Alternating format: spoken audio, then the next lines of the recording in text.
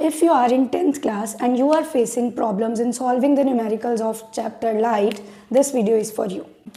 ये हमारा है कनकेव मिरर और कनकेव मिरर में हम पढ़ने वाले हैं साइन कन्वेंशंस। साइन कन्वेंशंस पढ़ने के लिए जो हमारे न्यूमेरिकल्स हैं उसके अंदर हमें जो न्यूमेरिकल सॉल्व करने होते हैं उसके अंदर हमें प्लस माइनस का ध्यान रखना होता है कि कब हमने v को प्लस लेना है, कब हमने माइनस लेना है, कब हमने फोकल लेंथ अपनी माइनस में लेनी है एंड कब प्लस में लेनी है।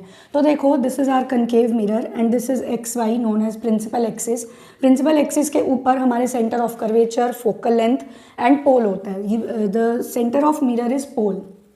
नाउ जितनी भी चीज़ें लेफ़्ट साइड पे होंगी अगर मिरर में, तो उसको हम लेते हैं नेगेटिव, और अगर हमारे मिरर में वो चीज़ें राइट साइड पे होंगी तो उसको हम कंसीडर करते हैं पॉजिटिव।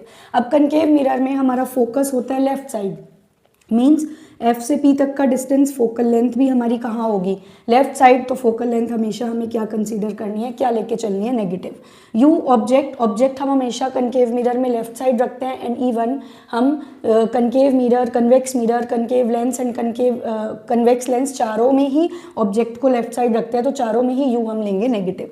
V अगर हमारा इमेज डिस्टेंस यानी कि जो हमारी इमेज बन रही है वो इमेज अगर हमारी राइट साइड पे बन रही है तो हम इमेज को लेंगे पॉजिटिव, और अगर हमारी इमेज लेफ्ट साइड पे बन रही है तो हम इमेज को लेंगे नेगेटिव। यानी कि अगर यहाँ पे हमारी इमेज बन रही है तो इमेज को हम V को, और नेचर होगा वर्चुअल एंड डायरेक्ट, और अगर हमारी इमेज लेफ्ट साइड बन रही है तो V होगा नेगेटिव और नेचर होगा रियल एंड इन्वर्टेड।